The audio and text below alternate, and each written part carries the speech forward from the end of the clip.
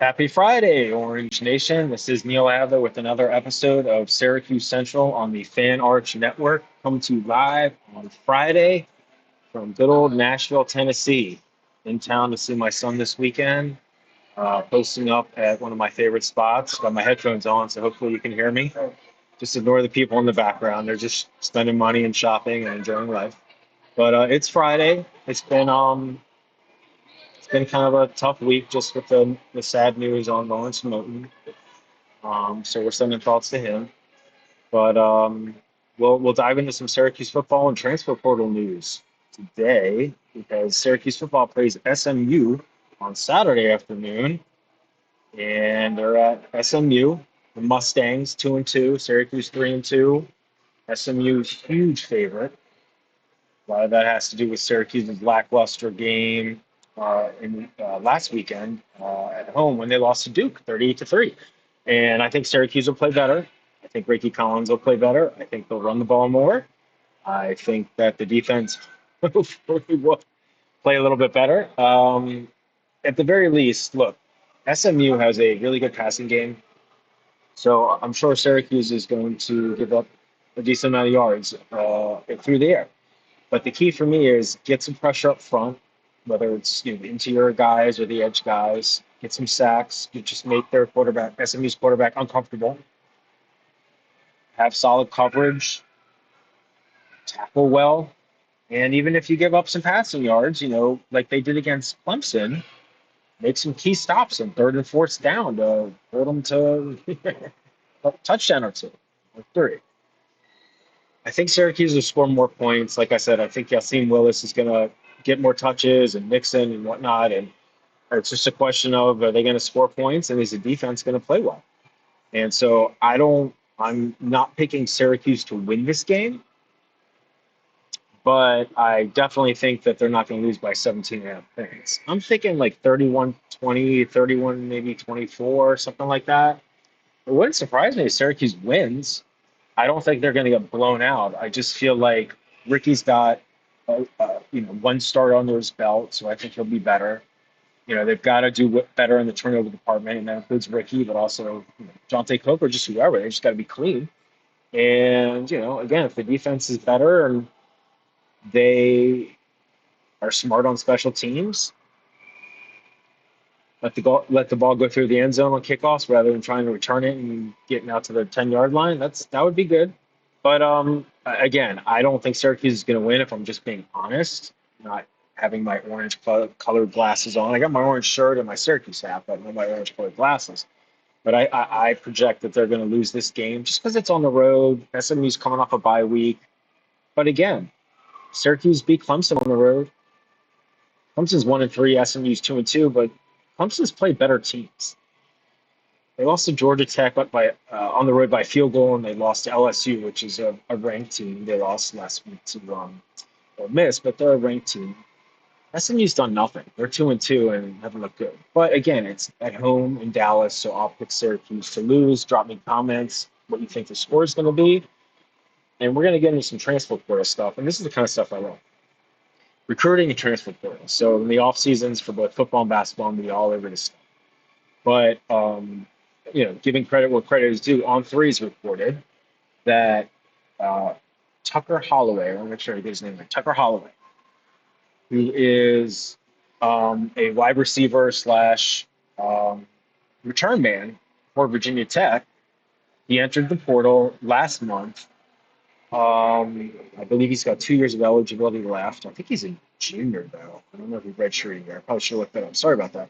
But anyway, he entered the portal because Virginia Tech fired its head coach, Brent Pry, and when there's a head coaching change, regardless of when it is in the season, you have a 30-day window. So he entered the portal, and he's heard from multiple teams, according to On3, and that includes Syracuse, Wisconsin, Nebraska, Temple, Boise State, etc.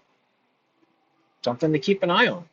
I was looking at his stats. He only had 5 receptions so far this year for 82 yards, but he's played in 22 games, according to On3, during his career at Virginia Tech. And it looks like in 2023, according to On3, he was an all ACC 13 punt returner. So looks like in 2022 he returned a punt 90 yards for a touchdown. And in 2023, he had another punt return of 66 yards. Syracuse has a lot of good wide receivers. And they've got multiple ones coming in their 2026 class, including if that class holds, 2026 five-star Calvin Russell, 2026 high four-star Amari Goff from Richmond, Calvin's from Florida. Um, but having another veteran guy that can both catch passes and be in the return game, I think is appealing. So we'll see. Again, the only thing that I've seen so far is that Syracuse has reached out to him. I'll try and get more information, but it's worth noting. So I love this transfer portal stuff. When it's the off season in both sports, I'm gonna be all over that stuff. Obviously reporting on what other national outlets get because they have deeper context than me on a national stage. But then I have my own sources locally, and I'll be reporting that stuff, that kind of intel all the time. So we'll see what's going on with Mr. Holloway. I'm going to move here to some unfortunate news. So it sucks. I hate to talk about this stuff, but it's sports, it's football. There's injuries that happen. So Fran Brown said on Thursday during his uh, scheduled radio appearance on ESPN Syracuse that two guys are done for the year. Wide receiver Tyshawn Russell, who transferred in from South Carolina in the SEC, and defensive lineman Rashard Perry. So that sucks. Russell is going to have a surgery. We don't know what it's for. It's according to the Post Standard. And then Perry has a torn bicep. So, Russell's a redshirt sophomore. Um, he was, I believe, for at least 1 or 2 weeks listed on the two deep depth chart as like a primary backup, but he hasn't played a lot. I don't think he's played since the Colgate game. So, you know, that's a bummer. I think he was a high 3-star in the transfer portal, and we'll just hopefully he'll come back next year stronger. Hopefully he comes back to the team and doesn't transfer, which could happen.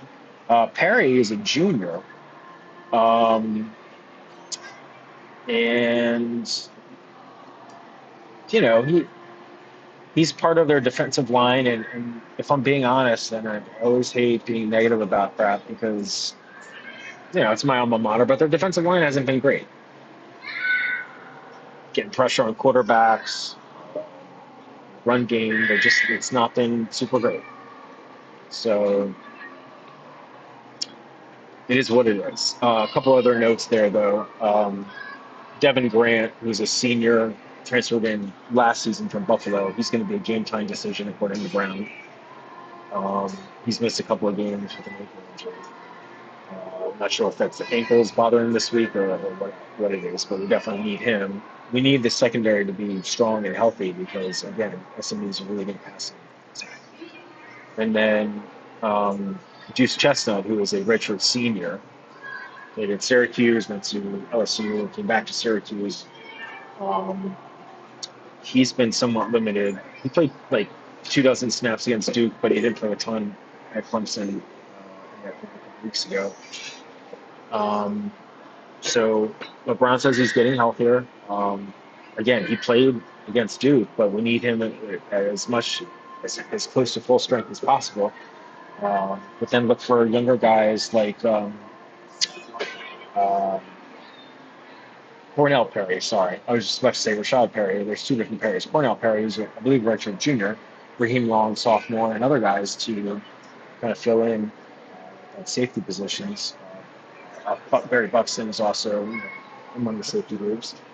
Um, so we'll see. And then at the corners you've got guys like the Georgia transfer Chris Peel and true freshman Demetrius Samuel Jr. I had one guy. I don't say a guy because I don't want to call anyone out. I had one fan on. Some of you know that I write about Syracuse for other places, and I was going through social media on their. I don't know if it was today. No, it was yesterday. It was on Thursday. And someone said something about like benching Demetrius Samuels because he's terrible. I'm paraphrasing, but and I wrote back and I'm all about people expressing their opinions. That's cool, but he's terrible.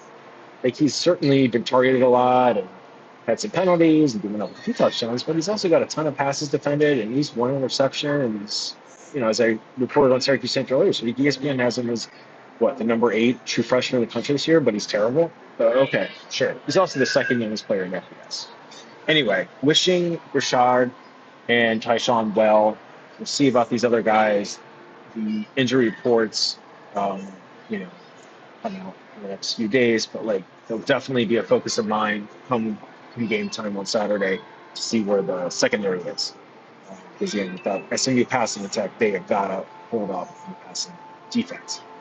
And then I'm going to end here with something that's somewhat football related, but it's kind of a larger topic. But um, so multiple reports, including me, talking about Orange United, which is a commercial NIL collective closing up shop due to its parent company shutting down. The Sports Business Journal first reported about Sunil, which is the student athlete NIL, Atlanta-based organization shutting down. But I had multiple sources telling me locally that Orange United, as part of that, was shutting down. So the reason I'm bringing it up is I feel like this offseason, NIL was like in a solid place with basketball, but if Orange United is out of business, I feel like maybe some of the basketball NIL was more private donations to SU directly. I don't know that for sure. I'm speculating. I feel like football is in a good place because of SU football NIL as an organization, a collective that's done a good job with football. But and when Orange United first launched in Syracuse, I first reported that was in September of 2023. They were supporting all of SU sports, including football. But then when SU football NIL, I don't know exactly when they started, they got on board. That was definitely more their focus, and Orange United was focused on the basketball teams, lacrosse teams, and Olympic sport, all sports, and maybe still a little bit of football. But I guess my main point with bringing this up here on Syracuse Central is what is the NIL strategy going to be for Syracuse moving forward? We've got SU football NIL, we've got Athletes Who Care, which focuses on like charitable endeavors. Orange United's gone, so who is supporting is just SU football NIL doing football, and then who's doing other sports? Men's basketball, kind of a big deal. Women's basketball, important. The cross team's important.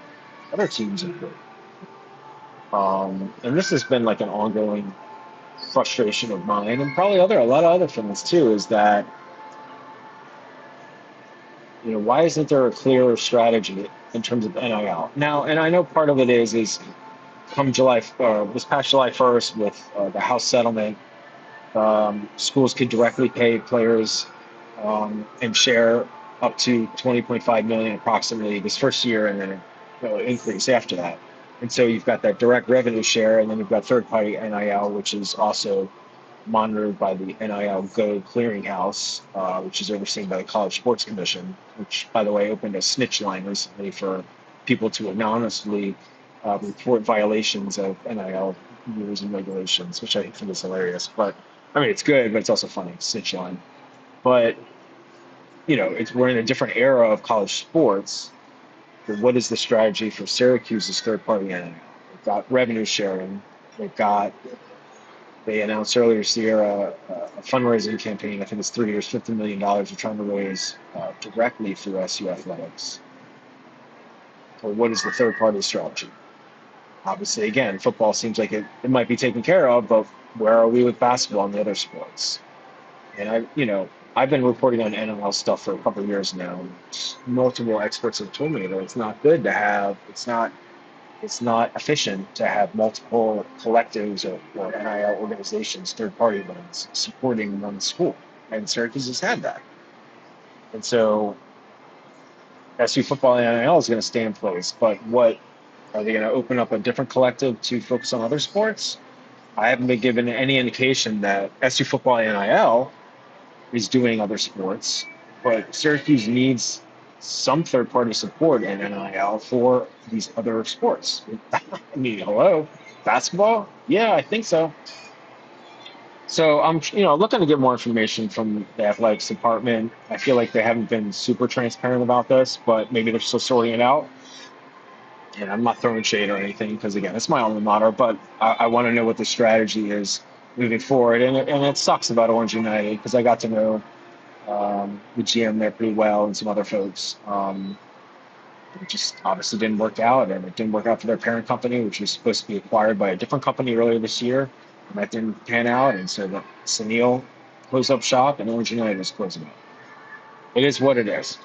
So I hate to end on a Debbie Downer, but we'll see how it all pans out. And as I get more intel from Syracuse athletics or other sources, I will pass it along because NIL is a big thing for me, and I think it's important to have third party NIL that's robust to support, excuse me, to supplement direct revenue share. So drop me comments about the show, what you like, what you didn't like, and most importantly, what are your score predictions for Syracuse at SMU on Saturday afternoon? All right, friends, this is Neil Adler with Syracuse Central on the Fan Arch Network. Have a great Friday. Have a great weekend. I'll have coverage of football, basketball, recruiting, etc. early next week. I appreciate you tuning in. All feedback is welcome, and have a great week, friends. Take care.